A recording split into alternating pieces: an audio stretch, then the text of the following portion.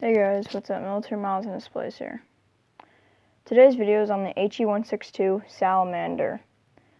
See, as you guys know, I have a salamander model. It's my YouTube profile picture because the salamander is actually my favorite plane. I don't know what it is about the salamander. I just like it. It's just a cool plane. Anyways, yeah, let's get into the video. So, the salamander. This kit was actually by Hobby Boss. I made this a while ago, like Christmas. So I made it a while ago. So yeah, this was a Hobby Boss kit. Very nice to put together. But it was pretty fun to build actually. And since I built it a while ago, I used techniques that I do not use anymore, like making panel lines with like a very light black paint. I just like dip it in the paint and like keep rubbing on the napkin until it's like very faint, and I just paint it over the seam lines. It doesn't look terrible, but now I actually know how to use washes. Yeah, I know I did the cockpit and stuff, and even came with like a little reticle. I put the little red dot on it, on the reticle. But yeah, and I tried to, I think the cockpit needs a little redo on the paint though, because it's looking a little scuffed. I did this on Christmas time, so. And then the front engine. But yeah. The back got a little bit of exhaust marks. Some variants actually had like exhaust panels, heat panels over like this area, just so it didn't like mess up anything. I don't know why, but just so, you know, the exhaust wouldn't be on the paint or anything. I'm sure why, but I'm not sure. I actually brush painted the top, and my horrible old chipping effects that I use with like a sponge. And when it was Christmas, I didn't really know this plane had wooden wings, so I proceeded to do chipping effects on it with silver. So I think I'm gonna have to fix that pretty soon, because it's kind of bothering me now that I know the plane is like basically like 70% wood and there's like just like metal chipping on it. But yeah, so yeah, that's basically the model.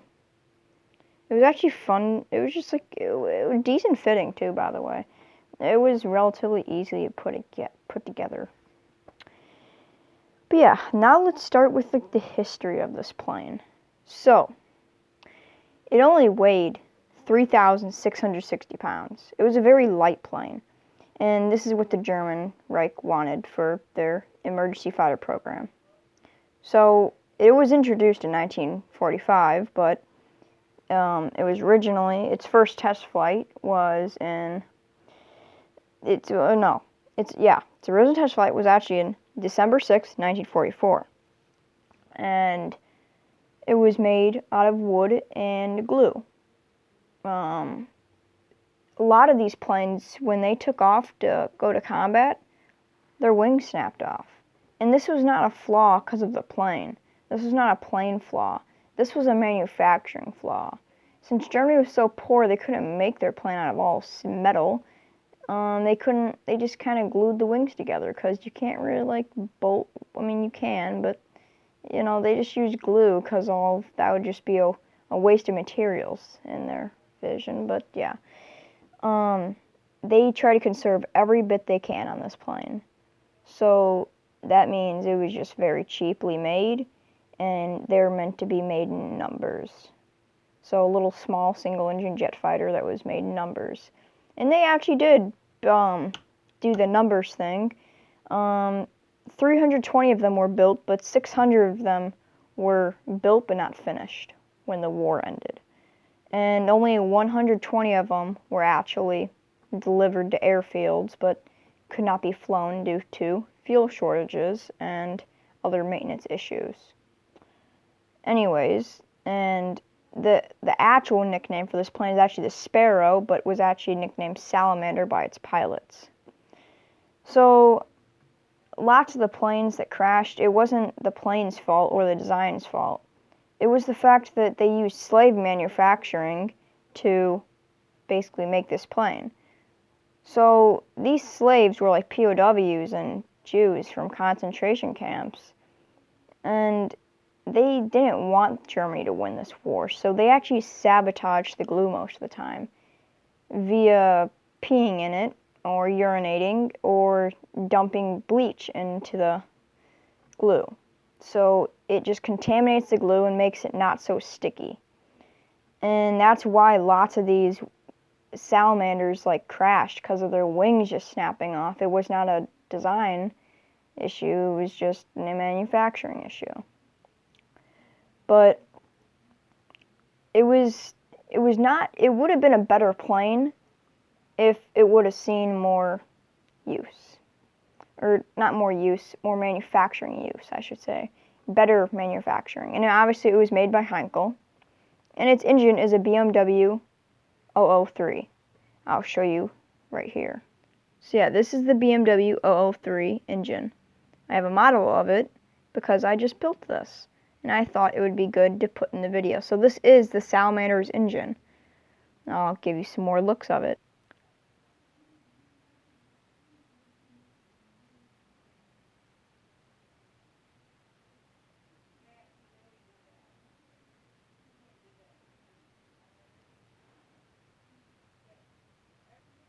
But yes, this is the BMW 003 engine. It's kind of a cool engine, and obviously I took the engine panel off just so we can see inside and see some of those turbofans that were used to power it. But, so,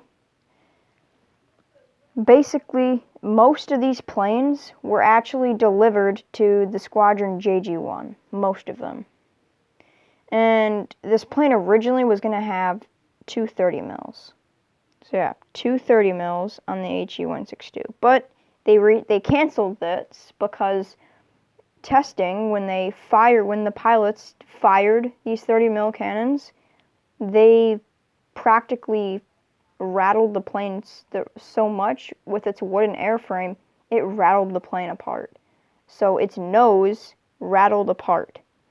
And it's basically, it was a design flaw. And they're like, okay, they have to downgrade a little bit to smaller armaments. So they chose two 20mm MG-151s.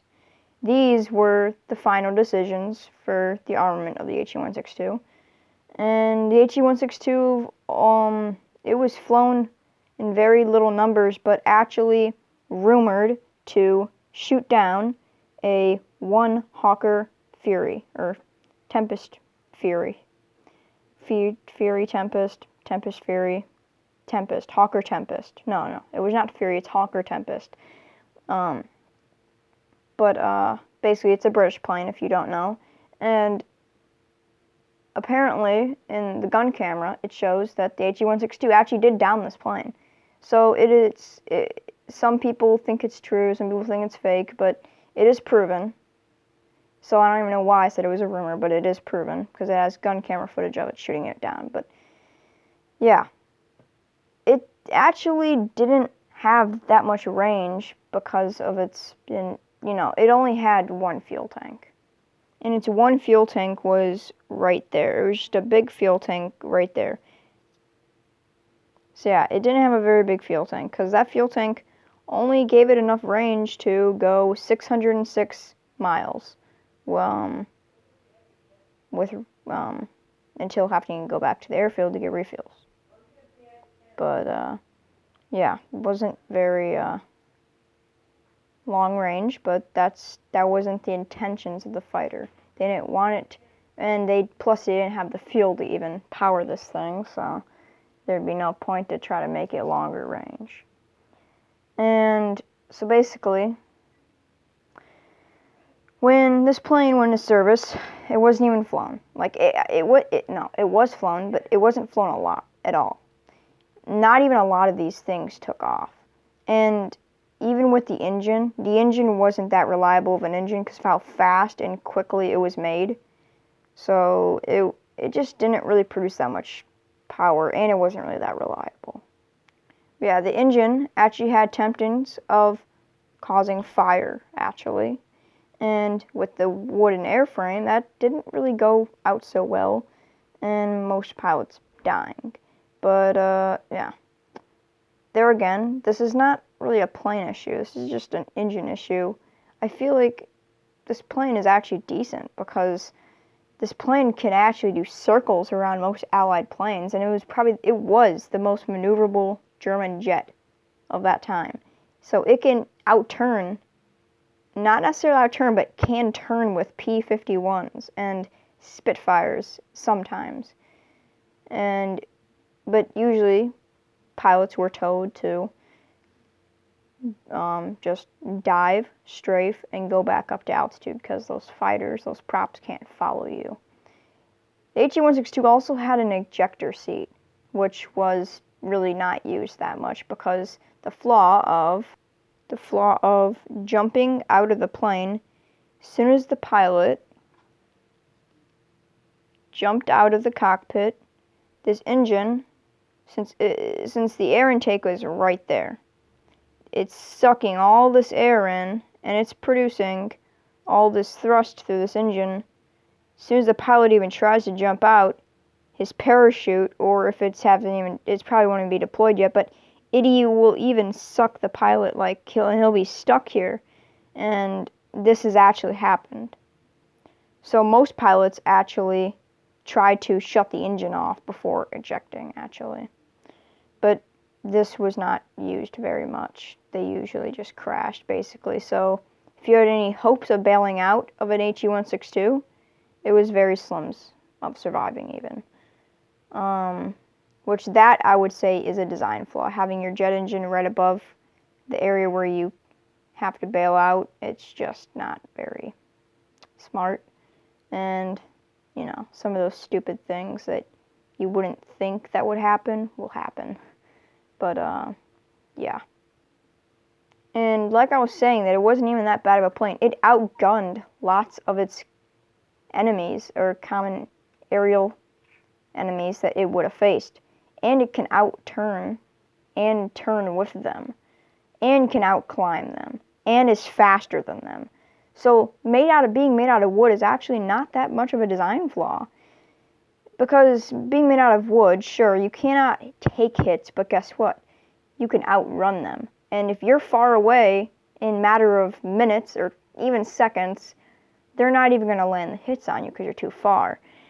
So that's the good thing about being made out of wood, I guess, you know? You can outrun them, and very maneuverable because of being made out of wood. And some of these designs that you think wouldn't have been smart or good being made out of wood actually gave this plane an advantage. So, yeah. It was not, in my opinion, that bad of a plane. It was just poorly used by the wrong people. And if it would have had more testing done on it, more different prototypes, more fixing, but this was an emergency fighter, so they did it quickly. I feel like it would have been a better plane. And also, since they were low on everything, basically, in World War II, the Germans, it was actually a hand crank landing gear system because they didn't have any hydraulic fluid to power hydraulics. So it was a hand crank. So you had to start cranking before you were even, like, getting ready to land. But, yeah. Anyways, it was also planned for Hitler Youth to fly it. It was planned to be a simple-to-fly aircraft, but pilots, even the experienced pilots that were still alive, because most of them at this time were dead, too, well, all their experienced pilots were used as test pilots for all these crazy designs. Most of them actually found this plane really hard to fly. So good luck trying to get Hitler Youth informatives to get this plane in the air even. Okay, this video is long enough. So this is my video on the HE-162. If If you guys enjoyed this video, leave a like, subscribe, and I'll see you guys later.